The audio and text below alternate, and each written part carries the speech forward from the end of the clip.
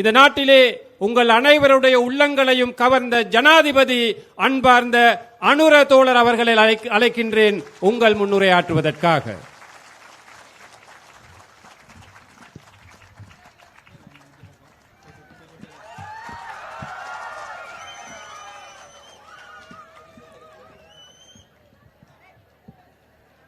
ගෞරවනීය අපේ හාමුදුරන් වහන්සේලාගෙන් කුරුක්කල් තුමාලාගෙන් අවසරයි.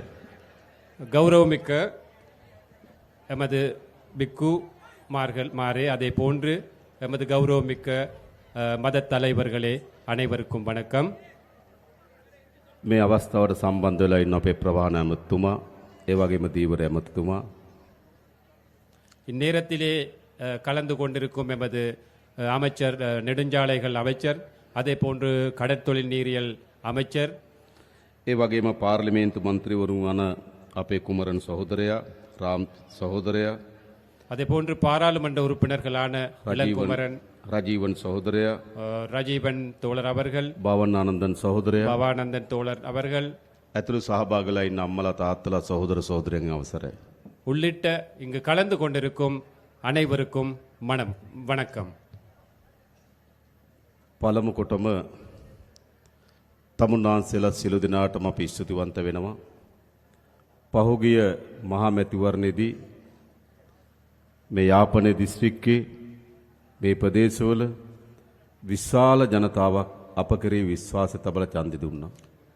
முதற்கண் இங்கு கூடியிருக்கும் இந்த மக்களுக்கு பொதுவாக யாழ்ப்பாணத்தில் இருக்கும் மக்களுக்கு இந்த கடந்த தேர்தல்களிலே தேசிய மக்கள் சக்தியின் வெற்றிக்காக பாடுபட்டு கஷ்டப்பட்டு எங்களுக்கு ஒத்துழைப்பை வழங்கிய தொடர்பாக அனைத்து மக்களுக்கும் இந்த நேரத்திலே நன்றியை தெரிவித்துக் கொள்கின்றேன்.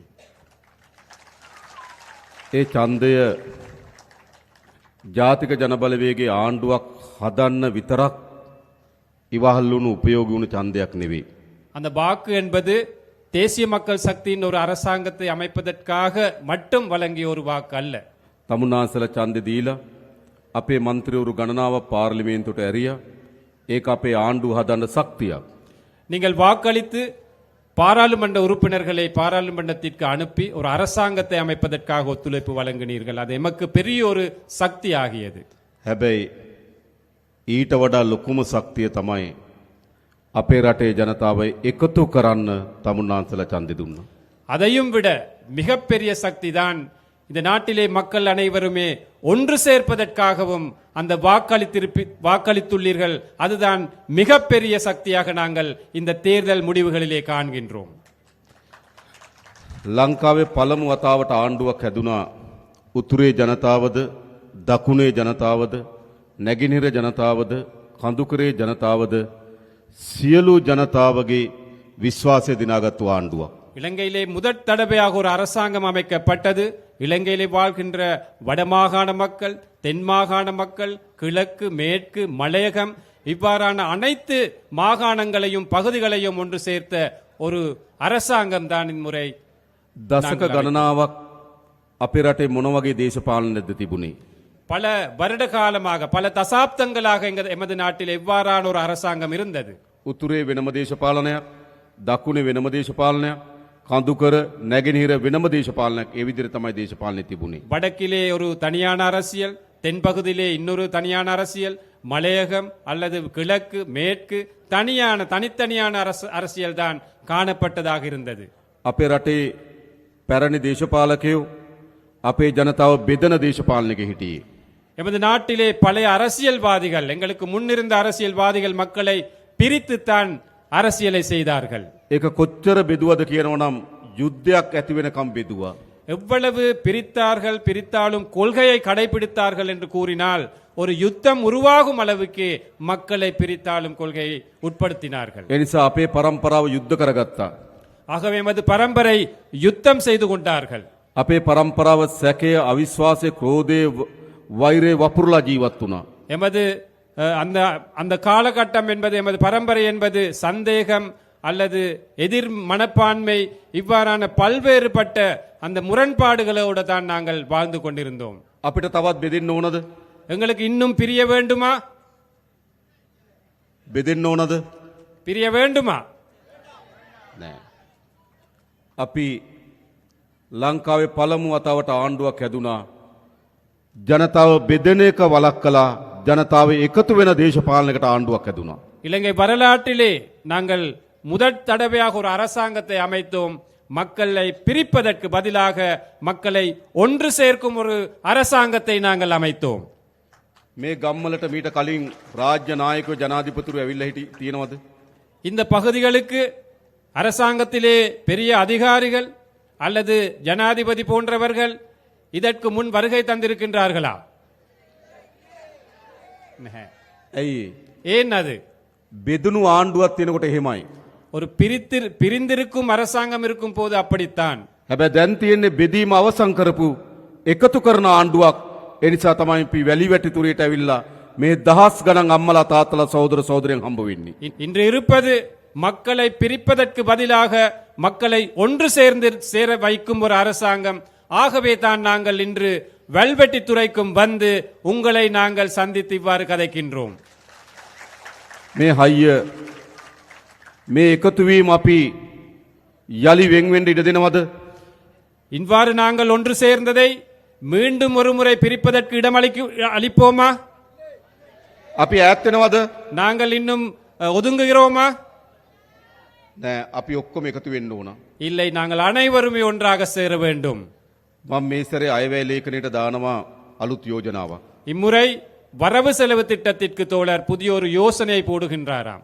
අපේ රටේ හැම වෙලාවම තියෙන්නේ අපි එකිනෙකාට වෙනස් වූ උත්සව. நாங்கள் அனைவருக்குமே இந்த நாட்டிலே வாழ்கின்ற ஒவ்வொரு சாரார் ஒவ்வொரு இனத்திற்கு இருப்பது வெவ்வேறான விழாக்கள், வைபவங்கள். தைப்பொங்கல் உற்சවය දෙමළ ජනතාව හින්දු ජනතාව සමරනවා. தைப்பொங்கல் இந்து தமிழ் மக்கள் கொண்டாடுகிறார்கள். වෙසක් උත්සවය බෞද්ධ ජනතාව සමරනවා. விசாக் பண்டிகை பௌத்தர்கள் கொண்டாடுகிறார்கள். ක්‍රිස්තියානි ජනතාව නත්තල් සමරනවා. கிறிஸ்தவர்கள் நத்தாரை கொண்டாடுகிறார்கள். ඉස්ලාම් ජනතාව රාමසාන් සමරනවා. இஸ்லாமியர்கள் ராமசானை கொண்டாடுகிறார்கள். හැබැයි දෙමළ සිංහල මුස්ලිම් බෞද්ධ හින්දු කතෝලික ඉස්ලාම් අපි ඔක්කොම එකතු වෙලා සමරන දිනයක් ඕනේ නැද්ද අපිට? ஆனால் சிங்களவர், தமிழர், முஸ்லிம் என்ற வேறுபாடு இல்லாமல், பௌத்தம், இந்து, கத்தோலிக்க, இஸ்லாமியர் என்ற வேறுபாடு இல்லாமல் நாங்கள் அனைவருக்குமே ஒன்றாக சேர்ந்து கொண்டாட வேண்டிய ஒரு விழா வேண்டுமா வேணாமா? අපි සැලසුම් කරලා තියෙනවා. අපි සැලසුම් කරලා තියෙන ඔක්තෝබර් මාසේ මේ සියලු ජනපජාවන්ගේ සංස්කෘතීන්, ආහාර රටා, ජීවන රටාව, ඒ වගේම අඳින පළඳින රටා, මේ ඔක්කොම එකට එකතු වෙලා සංගීතය, නාට්‍ය, කවි මේ ඔක්කොම එකතු කරලා ජාතියේ මහා මංගල්‍යය අපි ලෑස්ති කරලා තිබෙනවා. ஆகவே இந்த நாட்டிலே இருக்கும் அனைத்து மக்களுடைய ஒன்று சேர்வினால் அக்டோபர் மாதத்திலே, அதாவது இந்த நாட்டில் அனைத்து மக்களுடைய கலாச்சாரம், பண்பாடு, பழக்க வழக்கங்கள், உடை அலங்காரங்கள் அல்லது உணவுப் பொருள் தயாரிப்பு, உணவு கலாச்சாரம், இவை அனைத்துமே ஒன்று சேர்த்த ஒரு விழாவை நடத்துவதற்காக நாங்கள் திட்டமிட்டு இருக்கின்றோம். අපි ඈත්ලා හිටියට අපේ දරුවන්ට ඈත්ලා ඉන්න දෙන්න හොඳ නෑ. நாங்கள் கடந்த காலங்களிலே பிரிந்திருந்தாலும் எமது பிள்ளைகளுக்கு அந்த பிரிப்பதற்கான சூழலை நாங்கள் உருவாக்க கூடாது. අපේ පරම්පරාව යුද්ධ කරගත්තට අපේ දරුවන්ගේ පරම්පරාවට යුද්ධ කරගන්න ඉඩ දෙන්නේ නෑ. எமது பரம்பரை யுத்தம் செய்தாலும் எமது பிள்ளைகளுக்கு ஒரு யுத்தத்தை ஏற்படுத்த நாங்கள் கூடாது.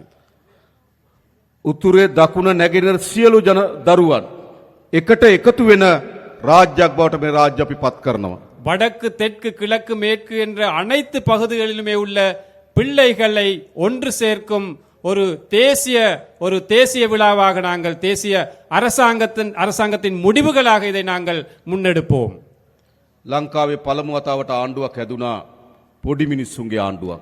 இலங்கை வரலாற்றிலே முதற் தடவையாக சாதாரண மக்களுடைய ஒரு அரசாங்கம் அமைக்கப்பட்டிருக்கின்றது. එහෙම නෙවෙයිද? அப்படி இல்லையா? මීට කලින් ආණ්ඩු හැදුනේ ලොකු පවුල් වලින්. இதற்கு முன் அரசாங்கங்கள் அமைந்தது பெரிய பெரிய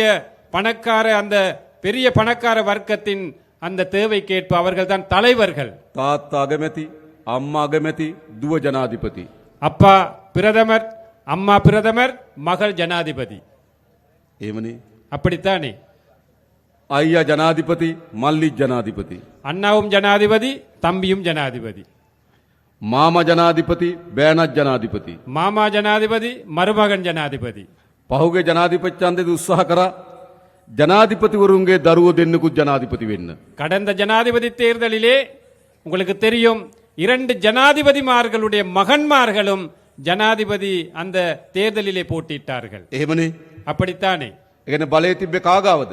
அப்படி என்றால் அதிகாரம் யார்ட கையில இருந்தது? උඩ ඉන්න පවුල් ගාව තමයි බලය அந்த තිබ්බේ. மேல் மட்டத்திலே இருந்த ஒரு வர்க்கத்தின் கையில தான் அதிகாரம் இருந்தது. හැබැයි මේ රටේ ජනතාව ஆனால் இந்த நாட்டிலே மக்கள் පහුගේ ජනාධිපති ඡන්දෙදි තීන්දුවක් ගත්තා. கடந்த ஜனாதிபதி தேர்தலிலே ஒரு முடிவொண்டெடுத்தார்கள்.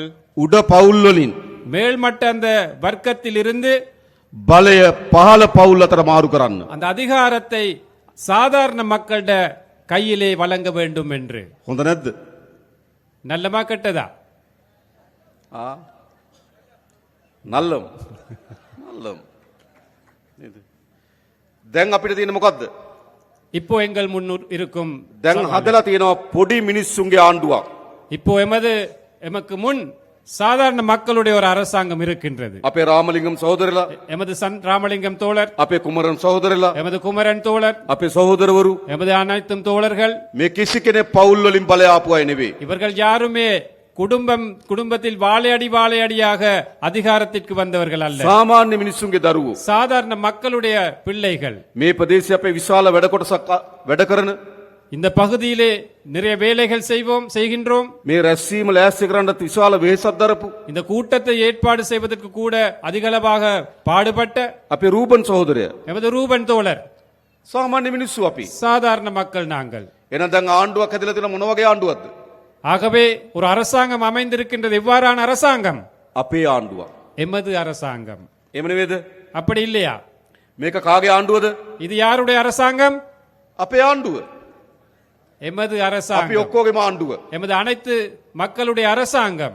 එහෙනම් අපිට අභියෝග කීපයක් තියෙනවා. ஆகவே எங்களுக்கு நிறைய சவால்களும் இருக்கின்றன. පළමු කොට මේ ග්‍රාමීය ජනතාවගේ දුප්පත්භාවය නැති කරන්න ඕන. முதலாவதாக இந்த கிராமிய வறுமையை நாங்கள் ஒழித்து கட்ட வேண்டும். එහෙම නෙවෙයිද? அப்படித்தானே? හොඳ නිවහසක් නැහැ.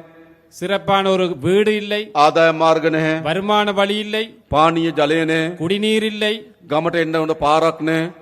வீட்டுக்கு வர்றதுக்கான கிராமத்துக்கு வர்றதுக்கான දරුවට பாதை උගන්නන්න இல்லை, හොඳ පාසලක් නැහැ. பிள்ளைக்கு நல்ல ஒரு ஸ்கூல் இல்லை, දීවර රස්සාව කරන්න විදියක් නැහැ. மீன்பிடி கடற்தொழில் செய்ய முடியவில்லை. විශාල බැටකන ජනතාවක්. எந்த பக்கத்திலும் எமக்கு கஷ்டங்களே இருக்கின்றன. අපේ ආණ්ඩුව எமது அரசாங்கம், අපි ඔක්කොම එකතු වෙලා හදාගත්තු ආණ්ඩුව. நாங்கள் அனைவருமே ஒன்று சேர்ந்து அமைத்த அரசாங்கம் ක්‍රමානුකූලව පියවරෙන් පියවර படிப்படியாக මේ ප්‍රශ්න ඔක්කොම විසඳන්න ලෑස්ති අපි. இந்த அனைத்து பிரச்சனைகளும் தீர்க்க தயாராக இருக்கின்றோம். හොඳද? நல்லமா? අපි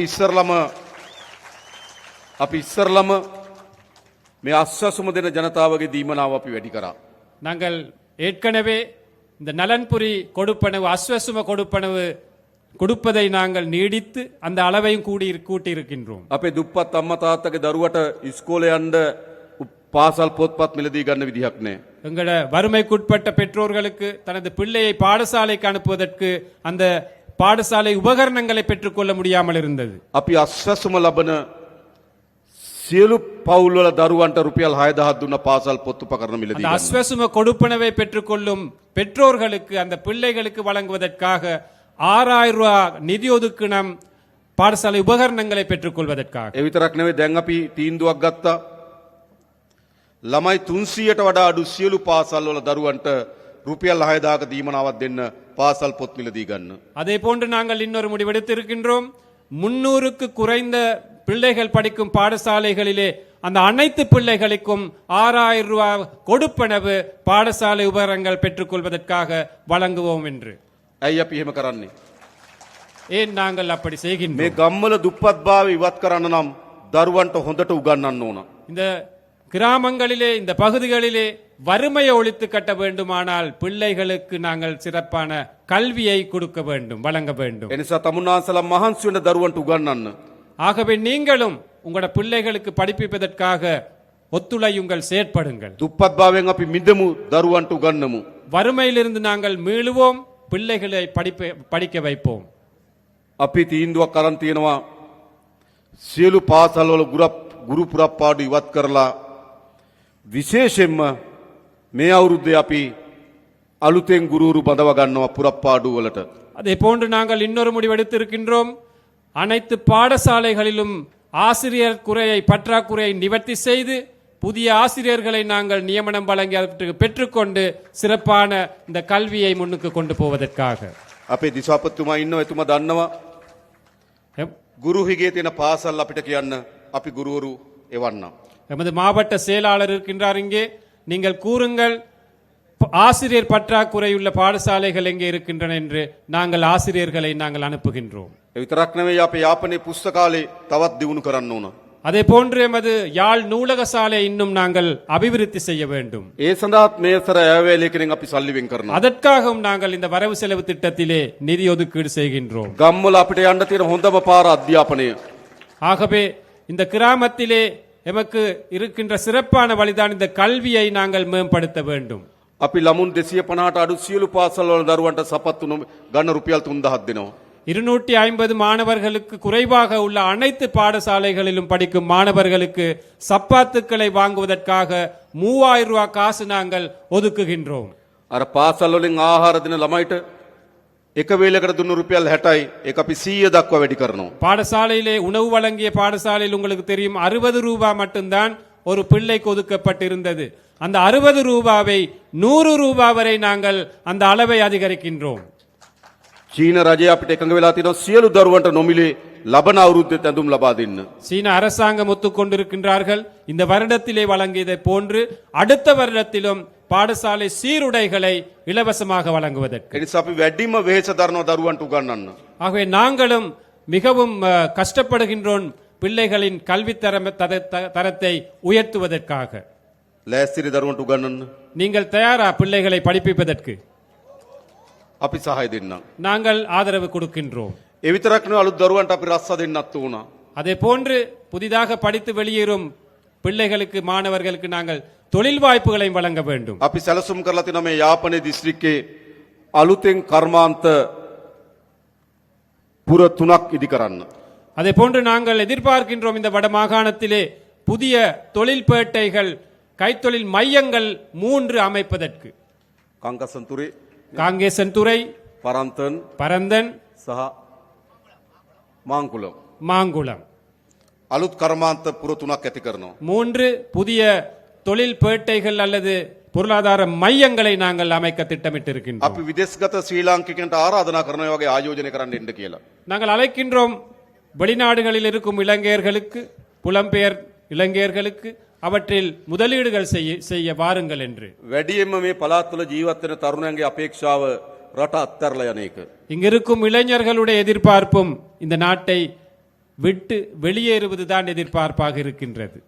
ඇයි රස්සාවක් නැහැ? ஏன் சரியான ஒரு தொழில் இல்லை. අපි කර්මාන්ත පුර ටික හදන්නම් ඕගොල්ලන්ගේ දරුවන්ට රස්සා ටික හොයලා දෙන්න. நாங்கள் அந்த தொழில் மையங்களை கைத்தொழில் மையங்களை அமைக்கின்றோம் உங்களுக்கு தொழில் வாய்ப்புகளை பெற்றுக்கொள்வதற்காக. ඒ වගේම මේ අවුරුද්දේ අපි රජයේ පුරප්පාඩු පුරවන්නත් බලාපොරොත්තු වෙනවා. அதே போன்று இந்த வருடத்தில் நாங்கள் அரச துறையில் இருக்கும் வெற்றிடங்களை நிரப்புவதற்கும் எதிர்பார்க்கின்றோம். විශේෂයෙන්ම අපි අපේ පොලිසිය වල විශාල හිගයක් තියෙනවා දෙමළ භාෂාව කතා කරන අය. எமது போலீஸ் துறை எடுத்துக்கொண்டால், காவல்துறை எடுத்துக்கொண்டால் மிகப்பெரிய வெற்றிடம் ஒன்று இருக்கின்றது. தமிழர்கள் அந்த போலீஸ் துறையிலே குறைவாகத்தான் இருக்கின்றார்கள். අපි මේ අවුරුද්දේ පොලිසියට අලුතෙන් 2000ක් බඳවා ගන්න බලාපොරොත්තු වෙනවා. දෙමළ තරුණයන්ට අපි ආරාධනා කරනවා පොලිසියට බැඳෙන්න කියලා. நாங்கள் எதிர்பார்க்கின்றோம் கிட்டத்தட்ட 2000 பேர் போலீஸ் துறைக்கு இணைத்துக் கொள்வதற்காக நாங்கள் இங்கிருக்கும் தமிழ் இளைஞர்களை நாங்கள் அழைக்கின்றோம். போலீஸ் துறையிலே நாங்கள் இணைந்து செயல்படுவோம் என்று. මොකද කියලා ලෑස්තිද? நீங்கள் தயாரா පොලිසියට බැඳෙන්න? போலீஸில் இணைவதற்கு? ஓம். ඕම්. ඒ මොකද පොලිසිය හරි වැදගත් කාර්යයක් කරනවා අපේ ගම්වල ආරක්ෂාවට සාමයට විශාල වැඩ කොටසක් කරනවා. ஏனென்றால் போலீஸ் துறை எடுத்துக்கொண்டால் எமது கிராமங்களிலே அமைதியை பாதுகாப்பதற்காக பெரிய ஒரு சேவை செய்கின்றார்கள். ඒකට ඒ භාෂාව කතා කරන නිලධාරීන් අවශ්‍යයි. அதற்கு அந்த மொழியிலே அந்த கிராமத்தில் வாழும் மக்களிட மொழியில் கதைக்கும் அந்த அதிகாரிகள் தேவை. ඒ වගේම මේ පළාත් වල වේගයේ මත්ද්‍රව්‍ය පැතිරෙමින් යනවා. அதே போன்று எங்களுக்கு தெரியும் இந்த பகுதிகளில் கூட பாரிய அளவிலே போதை வஸ்து, இந்த பாவடை அந்த விஸ்தரிப்பு நடந்து கொண்டிருக்கின்றது. අපේ තරුණ පරම්පරාව විශාල ලෙස මද්ද්‍රව්‍ය වලට ගොදුරු වෙමින් තිබෙනවා. நமது இளம் சமுதாயம் இந்த போதை வஸ்துக்கு பெருமளவாக அடிமைப்பட்டு வருகிறார்கள். අපි මේක නතර කරන්න ඉතාමත් ශක්තිමත් වැඩපිළිවෙලක් හදලා තියෙනවා. இதை நிறுத்துவதற்காக நாங்கள் பெரும் சக்தி வாய்ந்த ஒரு திட்டத்தை நாங்கள் முன்னெடுத்து வருகின்றோம். හැබැයි ඔයගොල්ලන්ගේ සහයත් අවශ්‍යයි. ஆனால் அதற்கு உங்களுடைய ஒத்துழைப்பும் எங்களுக்கு தேவைப்படுகின்றது. අපි එකතු වෙලා මේ මද්ද්‍රව්‍ය තුරන් කරමු. நாங்கள் ஒன்றிணைந்து இந்த போதை வஸ்து பிரச்சனையை தோற்கடிப்போம். ඒ වගේම අපි දන්නවා විශාල ඉඩම් ගැටලුවක් තියෙනවා මේ යාපනයේ ජීවත් වෙන ජනතාවට. அதே போன்று இந்த யாழ் மாவட்டம் அல்லது வடமாகாணத்தை எடுத்துக்கொண்டால் காணி பிரச்சனை என்பது பெரிய ஒரு பிரச்சனையாக இருக்கின்றது. අපේ ප්‍රතිපත්තිය எமது கொள்கை ජනතාවගේ ඉඩම් ජනතාවට ලබා දිය යුතුයි. எமது கொள்கை மக்களுடைய காணியை மக்களுக்கு வழங்க வேண்டும் என்பது. ආරක්ෂාවට සංවර්ධනයට ආණ්ඩුවට ඉඩම් පවරා ගැනීමේ අයිතිය තියෙනවා. பாதுகாப்புக்கு அபிவிருத்திக்கு காணியை எடுத்துக்கொள்ளும் உரிமை அரசாங்கத்துக்கு இருக்கின்றது. ඒත් බොරුවට ඉඩම් තියාගෙන ඉන්න බෑ. ஆனாலும் பொய்யுக்கு காணியை அரச தரப்பிலே வைத்துக் கொள்வது தவறு. අපි දන්නවා තාමත් පවුල් විශාල 1500කට ආසන්න ප්‍රමාණයක් නේද? 1500කට වැඩි ප්‍රමාණයක් තාමත් අවතන් කඳුරු වල ඉන්නවා. எங்களுக்கு தெரியும் இன்னமும் கிட்டத்தட்ட 1500 පවුල්. குடும்பங்கள் இன்னமும் அகதி முகாம்களில் அல்லது இடம்பெயர் முகாம்களிலே வாழ்கின்றார்கள். පුද්ගලයන් நபர்கள் மன்னிக்கணும்.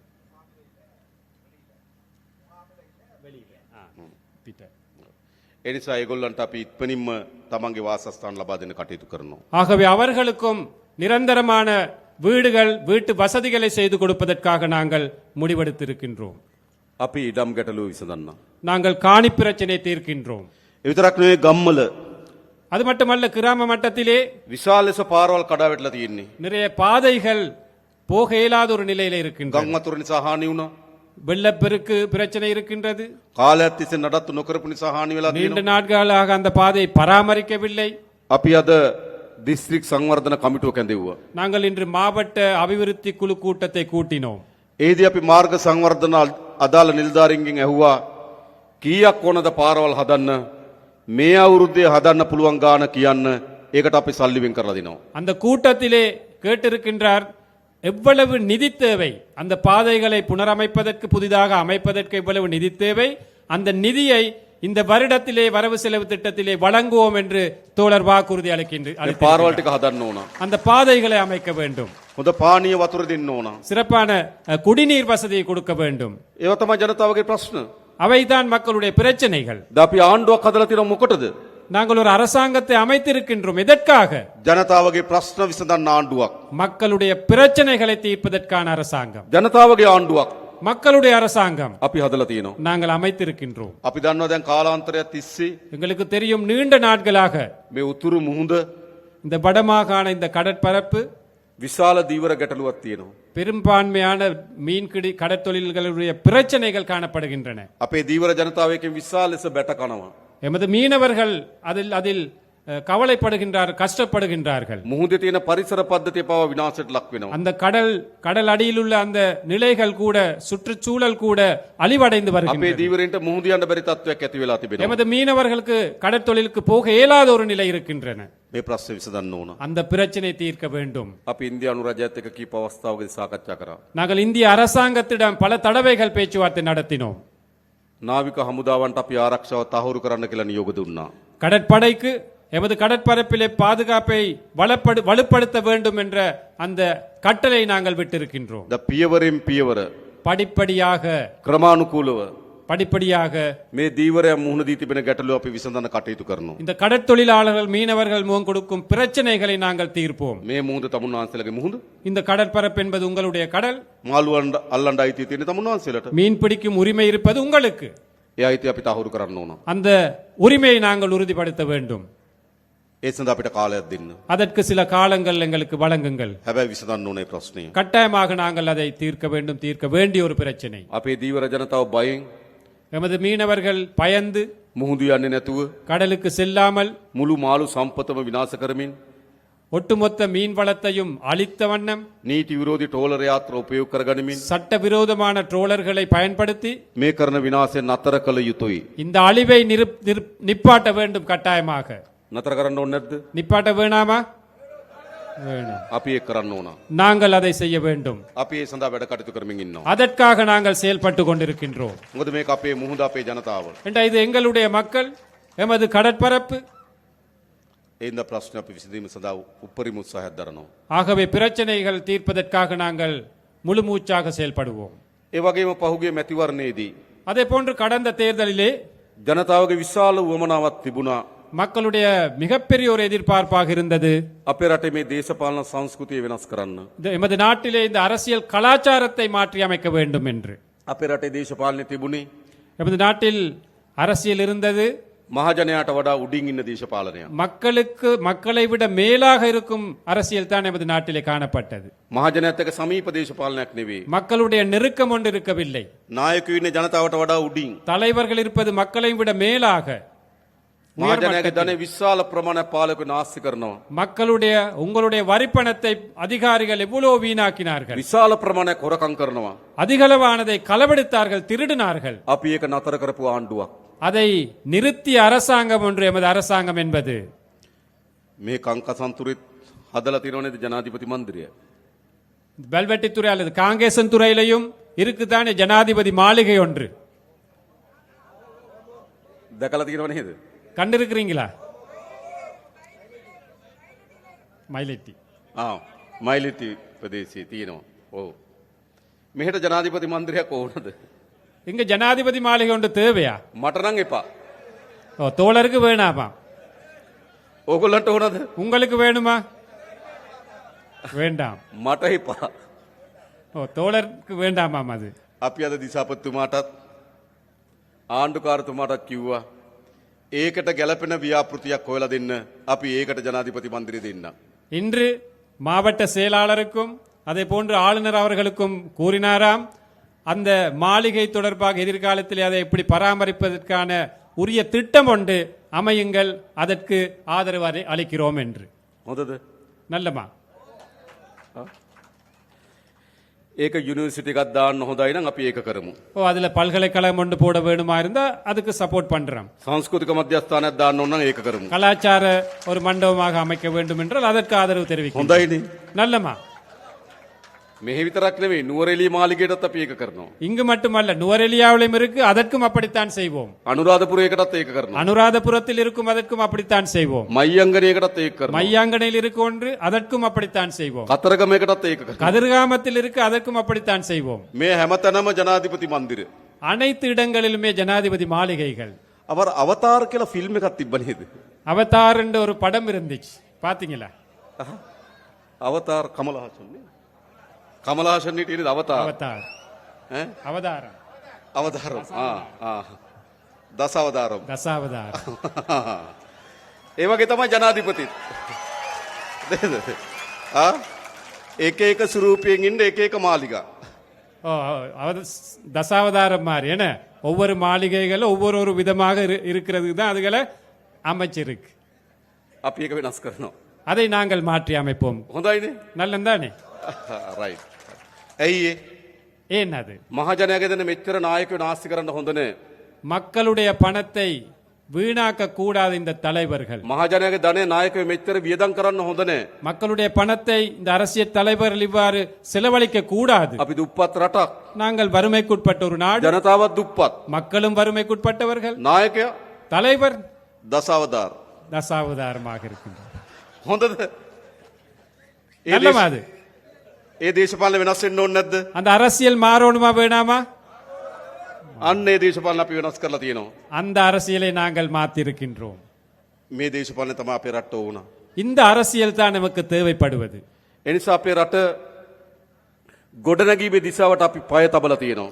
ஆகவே இந்த நாட்டை அபிவிருத்தி செய்யும் அந்த பயணத்தை நாங்கள் ஆரம்பித்திருக்கின்றோம். විශේෂයෙන් මේ උතුරු පළාත ඉලක්ක කරගත්තු සංවර්ධන සැලසුම් ගණනාවක් අපි සැලසුම් කරලා තිබෙනවා. விசேடமாக இந்த வடமாகாணத்தை இலக்காக வைத்த பல்வேறு அபிவிருத்தி திட்டங்களை நாங்கள் முன்னெடுக்க මම திட்டமிட்டிருக்கிறோம். කලින් කිව්වා වගේ කර්මාන්ත කලාප 3ක්, ஏற்கனவே கூறியதை போன்று தொழில் மையங்கள் 3, ඒ වගේම සංචාර කර්මාන්තය දියුණු කරන්න සැලසුමක්, அதே போன்று சுற்றுலாத்துறை வளர்ப்பதற்கான திட்டம், ඒ වගේම අපි හඳුනාගෙන තියෙනවා මේ උතුරු පළාතේ පොල් වගා කරන්න පුළුවන් අක්කර 40000ක් තියෙනවා කියලා. அதே போன்று நாங்கள் கண்டறிந்திருக்கின்றோம் இந்த வடமாகாணத்திலே தென்னை பயிர் செய்யக்கூடிய 40,000 ஏக்கர் காணிகள் இருக்கின்றது என்று මේ අයවැයෙන් අපි ඒකට සල්ලි වෙන් කරනවා. இந்த வரவு செலவு திட்டத்திலே அதற்காகவும் நாங்கள் நிதி ஒதுக்கீடு செய்கின்றோம். වගා කරන්න කැමති අයට அதில் பயிரிடக்கூடிய அந்த விருப்பமானவர்களுக்கு පොල් පැල දෙන, தென்னம்பிள்ளைகள், බිම සකස් කරගන්න මුදලක් දෙන, அந்த நிலத்தை செய்வதற்கான பணம், පොහොර දාන්න මුදලක් දෙනවා අපි. பசலையிடுவதற்காக நிதி நாங்கள் வழங்குவோம். ඔගොල්ලෝ වගා කරන්න. ලෑස්තිද? நீங்கள் பயிரிட விருப்பமாக இருந்தால் நாங்கள் அவற்றை வழங்க தயாராக இருக்கின்றோம். වගා කරන්න ඕන. தென்னை பயிர் செய்ய நாங்கள் අපි முன்னெடுக்க ඔක්කොම வேண்டும். එකතු වෙලා මේ රට හදන්න ඕන. நாங்கள் அனைவருமே ஒன்றிணைந்து இந்த நாட்டை கட்டியெழுப்ப வேண்டும். මම දන්නවා මේ උතුරු පළාතේ ජනතාව எனக்கு தெரியும் இந்த வடமாகாணத்திலே உள்ள மக்கள், විශාල ලෙස කුස්කර්මාන්තයේ විහිසෙන ජනතාවක්. கணிசமான மக்கள் விவசாயத்துறையில் ஈடுபடுகின்றார்கள். හැබැයි නිසි මිලක් නැහැ. ஆனால் சரியான விலை இல்லை, නිසි සැලැස්මක් නැහැ. சரியான ஒரு திட்டம் ஒன்று இல்லை. එඳ ගොවි ජනතාව මූණ දී තියෙන ගැටලු වලට අපි විසඳුම් හොයන්නවා. அவ்வாறு விவசாயிகள் முகம் கொடுத்திருக்கும் பிரச்சனைகளுக்கும் நாங்கள் தீர்வு வழங்குவோம். මේ වන විටත් අපි පොහොර සානාධාර රුපියල් 25,000 දක්වා වැඩි කරා. ஏற்கனவே நாங்கள் பசலை மானியத்தை 25,000 ரூபாய் வரையும் நாங்கள் அதிகரித்தோம். අපිට ඕන ජනතාවගේ ජීවිතය උසස් කරන්න. எமக்கு தேவை சாதாரண மக்களுடைய வாழ்க்கை தரத்தை உயர்த்த வேண்டும். ගොඩක් අපේ මේ ගැටුම් පිටිපස්සේ තියෙන්නේ. நாம் முகம் கொடுக்கும் கணிசமான பிரச்சனைகளுக்கு பின்னால் இருப்பது, ගොඩක් මේ යුද්ධ පිටිපස්සේ තියෙන්නේ. கணிசமான இந்த யுத்தங்களுக்கு பின்னால் இருப்பது ආර්ථික ප්‍රශ්නයක් තියෙන වැඩිපුර. பொருளாதார பிரச்சனை தான் கூடிய பாகம் இருக்கின்றது. එඳ මේ ආර්ථික ප්‍රශ්නට අපි උත්තර හොයන්න ඕන. ஆகவே இந்த பொருளாதாரத்துறை வளர்க்கும் அந்த பிரச்சனைகளுக்கு தீர்வு காண வேண்டும். ඒකට අපි සැලසුම් හදලා තියෙනවා. அதற்கு நாங்கள் திட்டங்களை அமைத்திருக்கின்றோம். ඒ වගේම භාෂාව. அதே போன்று மொழி உரிமை. අපි ප්‍රධාන වශයෙන් සිංහල දෙමළ භාෂාව කතා කරන ජන කණ්ඩායම් දෙකක් ඉන්නවා. பிரதானமாக இந்த நாட்டிலே தமிழ், சிங்களம் என்ற மொழிகளை கதைக்கும் மக்கள் இருக்கின்றோம். ඒ හැම පුරවැසියෙකුටම அந்த அனைத்து பிரஜைகளுக்கும் තමන්ගේ භාෂාවෙන් රාජ්‍යත් එක්ක ගනුදෙනු කරන තියෙන අයිතිය හදන්න ඕන. தனது தாய்மொழியிலே அரசாங்கத்துடன் தொடர்பு கொள்ளும் அந்த உரிமையை ஏற்படுத்த வேண்டும். තමන්ගේ භාෂාවෙන් පොලිසියට ගිහලා පැමිණිල්ලක් කරන්න අවස්ථාව තියෙන්න ඕන. தனது தாய்மொழியிலே போலீஸுக்கு போய் ஒரு முறைப்பாட்டை செய்வதற்கான உரிமை இருக்க வேண்டும். ඒ නිසා මේ භාෂාවෙන් ඇති වී තිබෙන අසමානතාවය අපි විසඳිය යුතුයි. ஆகவே இந்த மொழி ரீதியாக இந்த பிரிவினை நாங்கள் இல்லாதொழித்து ஒழிக்க வேண்டும். ඒ නිසා තමයි මං කලින් කිව්ව ඔබගේ දරුවන් පොලිසියට බන්ධන්න. ஆகவே தான் முதல்ல சொன்னார் தோழர், உங்களுடைய இந்த இளம் சக்திகள் போலீஸ் துறையில அந்த අපි சேருங்கள் என்று. ඊළඟ රජයේ රස්සාවලට ගන්නකොට ඔබගේ දරුවන් ඒවට බැඳින්න. அரச துறையில் ஆட்களை சேர்க்கும் போது உங்களோட பிள்ளைகளை அவற்றுக்கு இணையுங்கள். ඒ දෙමළ භාෂාවෙන් කතා කරන රාජ්‍ය සේවයක් අපිට අවශ්‍යයි. ஏனென்றால் தமிழ் மொழியிலே கலந்து அந்த கதைக்கும் அரச துறை ஒன்று எங்களுக்கு இந்த வடக்கிலே தேவைப்படுகின்றது. ඒක අපි හදන්න සැලසුම් කරලා තියෙනවා. அதை அமைப்பதற்கு நாங்கள் திட்டமிட்டு இருக்கின்றோம். ඒ වගේ ඊළඟ වැදගත් அதே போன்று இன்னொரு முக்கியமான விஷயம், අපේ ආගමික අයිතීන් පිළිබඳ සාධාරණත්වයක් තියෙන්න ඕන. எமது மத ரீதியான உரிமைகள் எங்களுக்கு பெற்றுக்கொள்வதற்கான அந்த சூழல் அமைய வேண்டும். මෙතන අපේ නායක හාමුදුරුවෝ වැඩ සිටිනවා. எமது நாயக்க தேரர் அவர்கள் இருக்கின்றார்கள். අපේ කුරුක්කොල් තුමාලා වැඩ සිටි. எமது குருக்கள் அவர்கள் வருகை தந்திருக்கின்றார்கள். අපි අතර ගැටුමක් තියෙන්න ඕනද? எமக்கிடையே ஒரு போட்டி முரண்பாடு ஒன்று இருக்கணுமா? ආගම අපේ විශ්වාසය. மதம் என்பது எமது எதிர்பார்ப்பு, நம்பிக்கை. එක්කෙනෙකුට කියන්න බෑ උඹ ඒ විශ්වාසය අත්තරපන් කියලා. யாருக்குமே வற்புறுத்த இயலாது அந்த நம்பிக்கையை கைவிட வேண்டும் என்று. ඒ එකිනෙකාගේ විශ්වාසය අපේ විශ්වාසයට ගරු කරන්න ඕන. அந்த ஒவ்வொரு நபர்களுடைய நம்பிக்கைக்கும் நாங்கள் நம்பிக்கையோடு செயல்படணும். අපි අපේ රටේ යලි எமது நாட்டில் மீண்டும் ஒரு முறை ආගම්වාදී, மத ரீதியான முரண்பாடு, ජාතිවාදී இன ரீதியான முரண்பாடு, ගැටුමක් වර්ධනය වෙන්න ඉඩ දෙන්නේ ஒரு නෑ. முரண்பாடு ஏற்படுவதற்கு நாங்கள் இடமளிக்க மாட்டோம். පහුගිය දවස්වල கடந்த காலங்களிலே එවැනි ජාතිවාදී සටන් පාට අරගෙන කට්ටි ඉස්සරහට එන්න පටන් ගත්තා. அவ்வாறான இன ரீதியான கோஷங்களை எழுப்பிக் கொண்டு சிலர் முன்னுக்கு வந்தார்கள். අපි ජාතිවාදී වපුරන අයට நாங்கள் இனவாதத்தை தூவுவர்களுக்கு නීතිය උපරිමයෙන් ක්‍රියාත්මක කරනවා. சட்டத்தை உயர்ந்த பட்சத்தில் நாங்கள் நடைமுறைப்படுத்த நடவடிக்கை எடுப்போம். අපිට තවත් ජාතිවාදී ඕනද? எங்களுக்கு இன்னும் இனவாதம் வேண்டுமா? අපිට ආගම්වාද ඕනද? எங்களுக்கு மதவாதம் வேண்டுமா? ඒව අවශ්‍ය නෑ. அவை எங்களுக்கு தேவையில்லை. නිසා යලි ජාතිවාදයට ආගම්වාදයට අපේ රටේ අපි ඉඩ දෙන්නේ නෑ. மீண்டும் ஒரு முறை இந்த இனவாதத்திற்கு மதவாதத்திற்கு நாங்கள் இடமளிக்க மாட்டோம். අපේ දරුවන් ආයේ ගැටුම්කාරී රටක් හදන්නේ නෑ අපි. අපේ දරුවන්ට ආපහු ගැටුම්කාරී රටක් හදන්න ඉඩ දෙන්නේ නෑ අපි. எமது பிள்ளைகளுக்கு மீண்டும் இனவாத மத ரீதியான மதவாத ஒரு முருகல் நிலை ஏற்படுத்த நாங்கள் இடமளிக்க மாட்டோம். ඒ පිළිබඳ අපි සැලසුම් හදලා තියෙනවා. அதற்கான திட்டங்களை நாங்கள் ඊළඟ அமைத்திருக்கிறோம். අපි එකිනෙකාගේ සංස්කෘතිය වෙනස්කම් තිබෙනවා. அதே போன்று எமது கலாச்சாரங்களிலே பல்வேறு வித்தியாசங்கள் ඒවට காணப்படுகின்றன. අපි ගරු කරන්න ඕන. அவற்றுக்கு நாங்கள் மதிப்பளிக்க வேண்டும். අපේ දරුවියන් ඉන්නවා. எமது பிள்ளைகள் ඒ ඒට ආවේනික සංස්කෘතියක් එක්ක. அதற்கே தனித்தான ஒரு கலாச்சாரம் இருக்கின்றது. ලස්සන නැද්ද මේ දරුවන්? இந்த பிள்ளைகளை எடுத்துக்கொண்டால் எவ்வளவு அழகாக இருக்கின்றார்கள். ලස්සනයි අපිට. எங்களுக்கு அது மிகவும் அழகாக ඇයි இருக்கிறது. අපි සංස්කෘතියෙන් බෙදෙන්න හදන්නේ? ஏன் நாங்கள் கலாச்சார ரீதியாக பிரிவடைய வேண்டும்? අපි හැම සංස්කෘතියකටම ගරු කරන්න ඕන. நாங்கள் அனைத்து கலாச்சாரங்களை மதிக்க வேண்டும். ඒ සංස්කෘතියෙන් රස විඳින්න පුරුදු වෙන්න ඕන. அந்த கலாச்சாரங்களை ரசனை மிக்கதாக நாங்கள் எடுத்துக்கொள்ள வேண்டும். එහෙම රටක් අපි හදන්න ඕන. அவ்வாறான ஒரு நாட்டை நாங்கள் கட்டியெழுப்ப வேண்டும். එකක් මතක තියාගන්න. ஒன்று நினைவில் வைத்துக் கொள்ளுங்கள். අපිට ගහගෙන எங்களுக்கு சண்டை பிடித்து යුද්ධ කරගෙන யுத்தமிட்டு கொண்டு තවත් දශක ගණනාවක් මේ විදිහට දුක් විඳ විඳ ඉන්න පුළුවන්. இன்னும் பல தசாப்தங்கள் எங்களுக்கு நாங்கள் வாழ முடியும் குறைபாடுகளோடு. අපේ අම්මලාගේ පරම්පරාව දුක් විඳා. எமது பெற்றோர்களுடைய பரம்பரை கஷ்டப்பட்டார்கள். අපේ පරම්පරාව දුක් විඳා. நாங்கள் எமது பரம்பரை கஷ்டப்பட்டோம். මේ ගැටුම් යුද්ධ හදාගෙන අපිට ඕන නම් අපේ දරුවන්ගේ පරම්පරාවත් යුද්ධයකට තල්ලු කරන්න இந்த පුළුවන්. முறைகள் நிலை யுத்தங்களை ஏற்படுத்தி எமது இந்த பிள்ளைகளுடைய பரம்பரையும் எங்களுக்கு தேவை என்றால் கஷ்டமான ஒரு நிலைக்கு கொண்டு போகலாம். ඒ නිසා අපිට ගහගෙන මරාගෙන ඇන කොටාගෙන රටකට ඉස්සරහට යන්න බෑ. ஆகவே சண்டை பிடித்து முரண்பட்டு இவ்வாறு ஒரு நாட்டுக்கு முன்னுக்கு போக இயலாது. අපේ රට ඉස්සරහට යන්නෙම எமது நாடு முன்னுக்கு போவதாக இருந்தால் අපි අතර සමගිය හැදුනොත් විතරයි. எமக்கிடையே ஒற்றுமை அமைதி இருக்க ඒ வேண்டும். නිසා අපේ ආණ්ඩුව ஆகவே எமது அரசாங்கம் විශාලතම වෙහෙසක් දරනවා. மிக பெருவளவாக நாங்கள் கஷ்டப்படுகின்றோம், செயல்படுகின்றோம். අපි අතර සමගිය හදන්න. எமக்கிடையே ஒற்றுமை ஏற்படுவதற்காக நாங்கள் ඒ සමගිය සඳහා හොඳම ධෛර්යය දුන්නේ ඕගොල්ලෝ. அந்த ஒற்றுமைக்காக மிகப்பெரிய சக்தியை துணிச்சலை கொடுத்தது நீங்கள். කාලයක් තිස්සේ පාරම්පරික දේශපාලක පහුගිය මහචන්දට ඉල්ලුවා. காலம் காலமாக இருந்த பாரம்பரிய அரசியல்வாதிகள் கடந்த தேர்தலிலே போட்டியிட்டார்கள். වෙනම රටක් අරන් දෙන්නම් කියලා ඡන්දෙට ඉල්ලුවා. தனியான ஒரு நாட்டை பெற்றுக் கொடுப்போம் என்று தேர்தல்களை போட்டியிட்டார்கள். මතකද? நினைவிருக்கா? හැබැයි ජනතාව මොකද කරේ? ஆனால் மக்கள் என்ன செய்தார்கள்? වෙනම රටක් දෙන්නම් කියපු අය, தனியான நாட்டை பெற்றுக் கொடுப்போம் என்று පවුල් වලින් கூறியவர்களை, දේශපාලනය කරපු අය, குடும்ப வாயிலாக அரசியல் செய்தவர்கள் ඒ අය ප්‍රතික්ෂේප කරලා அவர்களை நிராகரித்து விட்டு මේ යාපනයේ දිස්ත්‍රික්කයේ අපිට ජයග්‍රහණය අරන් දුන්නා. இந்த யாழ் மாவட்டத்திலே எமக்கு வெற்றிகளை பெற்றுக் கொடுத்தார்கள். ඒකෙන් කියන්නේ මොකද්ද? இதன் செய்தி என்ன? இதனால் கூறுவது என்ன? ජනතාව කැමති එකතු වෙන්න.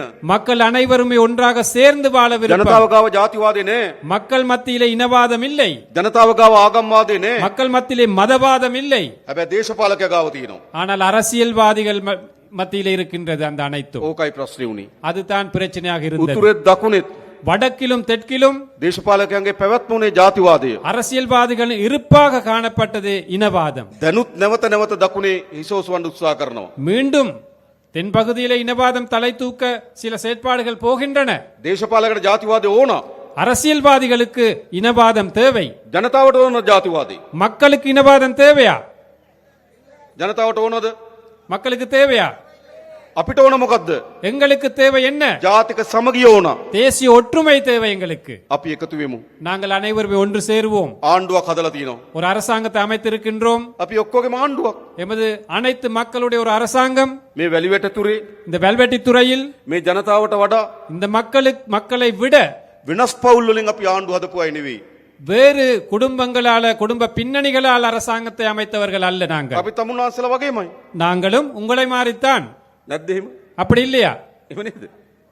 ඉතින් අපේ ආණ්ඩුවක් නෙමේක. அப்ப இது எங்களுடைய அரசாங்கம். අපි මේ රට වෙනස් කරමු. நாங்கள் இந்த நாட்டை மாற்றி அமைப்போம். අලුත් යුගයකට ගෙන යමු. புதிய ஒரு யுகத்திற்காக நாங்கள் ඒ கொண்டு නිසා போவோம். තමුන්වහන්සේලා අපි කරේ තිබුණු විශ්වාසය ஆகவே எம் மீது வைத்த நம்பிக்கை අපි බිඳින්නේ නැහැ. நாங்கள் ஒருபோதும் சிதைக்க மாட்டோம். මතක තියාගන්න. நினைவில் வைத்துக் கொள்ளுங்கள். හැමදාම අපේ රටේ දේශපාලකයෝ எப்பொழுதும் எமது நாட்டு அரசியல்வாதிகள் ජනතාවගේ විශ්වාසය බිඳිනවා. மக்களது எதிர்பார்ப்பத்தை சிதைத்தார்கள். අපි මේ විශ්වාසය බිඳින්නේ නැහැ. நாங்கள் ஒருபோதும் உங்களுடைய நம்பிக்கைக்கு சீர்குலைக்க மாட்டோம், நம்பிக்கை சிதைக்க மாட்டோம். තමුන්වහන්සේලා ඉතාමත් දිගු පියවරක් තිබුවා. நீங்கள் நீண்ட ஒரு பயணத்திற்காக அடி வைத்தீர்கள். ඉතාමත් වැදගත් පියවරක් තිබ්බා. மிக முக்கியமான ஒரு அடி வைத்தீர்கள். ඉතාමත් විශිෂ්ට පියවරක් තිබ්බා. ஒரு விசேடமான ஒரு முடிவை எடுத்தீர்கள். එකතු වෙන්න ඕන කියලා තීන්දුවක් ගත්තා. ஒன்று சேர வேண்டும் என்ற அந்த முடிவை எடுத்தீர்கள். බෙදුනක ඇති කියලා තීන්දුවක් ගත්තා. பிரிந்தது காணும் என்ற முடிவை எடுத்தீர்கள். පෞගිය මහමැතිවරණ ප්‍රතිඵල වලින් පෙන්වන්නේ මොකද්ද? கடந்த பாராளுமன்ற தேர்தல் பெருபேரில் காட்டுவது என்ன? බෙදනව වෙනකොට එකතු වෙන්න ඕන කියලා. பிரிப்பதற்கு பதிலாக நாங்கள் ஒன்று சேர வேண்டும் என்பது. එකතු කරන්න අපිට පුළුවන් කියලා විශ්වාසය හැදුවා. அதை இணைக்க எமக்கு முடியும் என்ற நம்பிக்கை ஏற்படுத்தினீர்கள். අපි ඒ විශ්වාසය රකින්න. அந்த நம்பிக்கையை நாங்கள் பேணுவோம். මේ රටේ හොරකම නතර කරනවා. இந்த நாட்டின் ஊழலை திருட்டை நாங்கள் நிறுத்துவோம். නාස්තිය නතර කරනවා. வீண் விரயத்தை நிறுத்துவோம். හොරකම් කරපු අයට දඬුවම් දෙනවා. திருடியவர்களுக்கு தண்டனை கொடுப்போம். මොකද කියන්නේ? என்ன சொல்றீர்கள்? ඕනද නැද්ද? நல்லமா கெட்டதா? ඕනද නැද්ද? தேவையா இல்லையா? අවශ්‍යයි. தேவை தேவை. අපේ රටේ දරුවට විදින ඉන්ජෙක්ෂන් එකෙන් හොරකම් කරලා නම් எமது பிள்ளைகளுக்கு குழந்தைக்கு ஏத்தும் ஊசியிலே களவெடுத்திருந்தால், බාල බෙහෙත් ගෙනල්ලා නම් தரக்குறைவான மருந்துகளை இறக்குமதி செய்திருந்தால், ස්පිරිතාලේ හදනකොට ඒකෙන් හොරකම් කරලා නම් வைத்தியசாலைகளிலிருந்து களவெடுப்பதாக இருந்தால், පාර හදනකොට ඒකෙන් හොරකම් කරලා නම් வீதியை அமைக்கும் போது அதிலிருந்து களவெடுத்திருந்தால், කෝටි ගණන් ධනෙ එක්රැස් කරගෙන යන දේශපාලකයෝ கோடிக்கணக்கான நிதியை அரசியல்வாதிகள் ஒன்று சேர்த்திருக்கின்றார்கள். ඒ ගැන පරීක්ෂණ කරන්න ඕනේ නැද්ද? அது தொடர்பாக விசாரணை நடத்த வேண்டுமா வேண்டாமா? දඬුවම් දෙන්න ඕනේ නැද්ද? தண்டனை வழங்க வேண்டுமா வேண்டாமா? අන්නේ දඬුවම් දෙන ආණ්ඩුව තමයි ජාතික ජනබලවේගයේ ආණ්ඩුව. அவ்வாறு தண்டனை வழங்கும் அரசாங்கம் தான் தேசிய மக்கள் சக்தி அரசாங்கம். දැන් දූෂණයට සම්බන්ධ වෙන අය එක්කම එකතු වෙලා இப்போது அந்த ஊழல் மோசடிகளிலே தொடர்புடைய அனைவரும் ஒன்று சேர்ந்திருக்கின்றார்கள். පහුගිය මැතිවරණ වේදිකාවේදී கடந்த அரசியல் மேடையிலே ගොඩක් වේදිකාවලට බෙදිලා හිටියා. பல மேடைகளிலே பிரிந்திருந்தார்கள். සමහර අය කොළපාට වේදිකාවේ, சிலர் பச்சை மேடையிலே, සමහර අය කහපාට වේදිකාවේ, சிலர் மஞ்சள் மேடையிலே, සමහර අය දුබුරු පාට වේදිකාවේ இன்னும் சிலர் அந்த சிவப்பு மேடையிலே ඡන්දෙදි බෙදිලා හිටියා. தேர்தலிலே பிரிந்திருந்தார்கள். දැන් මොකද වෙන්නේ? இப்போ என்ன நடக்குது? අන්න ඊයේ සාකච්ඡා තියලා එකතු වෙන්න நேற்று அவர்கள் கலந்து ஆலோசிக்கின்றார்கள் ஒன்று சேர்வதற்காக. බලනකොට කවුද? யார் அதில் இருப்பவர்கள்? එක්කෙනෙක් මහ බැංකුවට ගහලා, ஒருவர் மத்திய வங்கியை கொள்ளையடித்தவர், තව කෙනෙක් ඕස්ට්‍රේලියාවේ සුද්දෙක් රවට්ටලා, இன்னொருத்தர் ஆஸ்திரேலியாவில் ஒரு வெள்ளை அந்த குடிமகனை ஏமாத்தியவர், තව කෙනෙක් කනිත්තෙල් වලින් විදු ගහලා. இன்னொருத்தர் எரிபொருளால களவெடுத்தவர். දැන් මොකද වෙලා තියෙන්නේ? இப்போ என்ன நடந்திருக்கின்றது? ඒගොල්ලෝ ඔක්කොම එකතු වෙලා මොකටද? இந்த අனைவருமே ஒன்று சேர்ந்திருக்கிறார்கள். எதற்காக? බේරෙන්න. தப்புவதற்காக, அதிலிருந்து தப்புவதற்காக. හැබැයි ඒගොල්ලෝ එකතු වුණාට ජනතාව අපි එකතු වෙලා ඉන්න තාක්කල් ඒගොල්ලන්ට මේ වැඩේ කරන්න බෑ. அவர்கள் ஒன்று சேர்ந்தாலும், மக்கள் என்ற அடிப்படையில் நாங்கள் ஒன்று சேர்ந்து இருக்கும் வரையும் அவர்களுடைய எதிர்பார்ப்பை நிவர்த்தி செய்ய முடியாது. ඒගොල්ලෝ උත්සාහ කරන්න එකතු වෙලා පරීක්ෂණ කරන එක නතර කරන්න. அவர்கள் முயற்சிப்பது அவர்கள் ஒன்று சேர்ந்து இந்த விசாரணைகள் நடத்துவதை நிப்பாட்டுவதற்காக. එකතු වෙලා දඬුවම් දෙන එක වළක්වන්න. ஒன்று சேர்ந்து தண்டனை கொடுப்பதை நிப்பாட்டவே அவர்கள் முயற்சிக்கிறார்கள். හැබැයි උඩ ඒගොල්ලෝ එකතු වුණාට அவர்கள் மேல் மட்டத்திலே ஒன்று சேர்ந்தாலும், බිම ජනතාව එකතු වෙලා ඉන්නේ අද මේ ආණ්ඩුවත් එක්ක. கீழ் மட்டத்திலே மக்கள் ஒன்று சேர்ந்திருப்பது இந்த அரசாங்கத்துடன். ඒ නිසා මේ දූෂිතයන්ට දඬුවම් දීමේ වැඩේ අපි කරනවා. ஆகவே நாங்கள் இந்த ஊழல் மோசடியாளர்களுக்கு தண்டனை வழங்கும் அந்த செயற்பாட்டை கட்டாயமாக நாங்கள் முன்னெடுப்போம். අන්න එහෙම ආණ්ඩුවක් මේ හැදිලා තියෙන්නේ. அவ்வாறான ஒரு அரசாங்கம் தான் அமைந்திருக்கின்றது. දැන් එනම් මොකද කරන්න ඕන? ஆகவே இப்போது என்ன செய்ய வேண்டும்? අපි ඔක්කොම එකතු වෙමු. நாங்கள் அனைவரும் ஒன்றாக சேர்ந்து විශ්වාසය තබමු. நம்பிக்கையோட අත්නොහැර ඉස්සරහට යමු. கைவிடாமல் முன்னோக்கி போவோம். අපි හරියට සැලසුම් හදලා நாங்கள் சரியான முறையிலே திட்டமிட்டு අවුරුදු කීපයක් අත්තරින් නැතුව වැඩ කරොත් பல வருட காலமாக நாங்கள் தொடர்ச்சியாக வேலை செய்வோம். අපේ මේ රට දියුණු රටක් බවට පත් කරන්න පුළුවන්. நாங்கள் இந்த நாட்டை ஒரு அபிவிருத்தி அடைந்த நாடாக மாற்றலாம். නැවත දූෂිතයන්ට, மீண்டும் ஊழல் மோசடியாளர்களுக்கு, නැවත හොරුන්ට, மீண்டும் திருடர்களுக்கு, නැවත අපරාධකරුවන්ට மீண்டும் குற்றவியல் செய்பவர்களுக்கு මේ රටේ ඉඩක් දෙන්න එපා. ஒரு போதும் இடமளிக்க வேண்டாம் இந்த நாட்டிலே. ආයි ගේනවද? மீண்டும் ஒரு முறை அவங்களை நாங்கள் ගේනවද? பாராளுமன்றத்துக்கு கொண்டு வருவோமா? නෑ, මේක වෙනස් කරමු අපි. ஆமாம், நாங்கள் இதை மாற்றி அமைப்போம். ඒ වෙනුවෙන් අපි හැමදෙනාම එකතු වෙමු. நாங்கள் அனைவரும் இதற்காக ஒன்றுபடுவோம். ඉතින් අපිට විශාල සතුටක් තියෙනවා. நமக்கு மிகப்பெரிய ஒரு மகிழ்ச்சி இருக்கின்றது. මේ වැලිවැටි තුරේ இந்த வெல்வெட்டி துறையிலே මේ දහස් ගණනක් අම්මලා තාත්තලා එකතු වෙලා இந்த ஆயிரக்கணக்கான பெற்றோர்கள் இணைந்து අපිට සවන් දෙන්න අවිල්ලා තියෙනවා. எம்மை செவிமடுப்பதற்காக අපිට வந்திருக்கின்றீர்கள். කතා බහ කරන්න අවිල්ලා තියෙනවා. எம்மோட கலந்தாலோசிப்பதற்கு வந்திருக்கிறீர்கள். අපි විශ්වාස කරලා තියෙනවා. எம்மை நம்பி வந்திருக்கிறீர்கள். මේක සතුටුයි ගොඩක්. இது மிகவும் மகிழ்ச்சியாக இருக்கின்றது. බොහොම ස්තුතියි හැමදෙනාටම. அனைவருக்குமே மிகவும் நன்றி. நன்றி வணக்கம். நன்றி வணக்கம் என்று கூறிக்கொண்டு தோழர் விடை பெறுகின்றார். ஆகவே இந்த கூட்டத்தின் நிகழ்வுகளுடன் இத்துடன் நாங்கள் முடிவுக்கு கொண்டு வருகின்றோம். இங்கு வருகை தந்த அனைவருக்குமே நன்றி கூறிக்கொண்டு நாங்கள் விடை பெறுகின்றோம். நன்றி, வணக்கம்.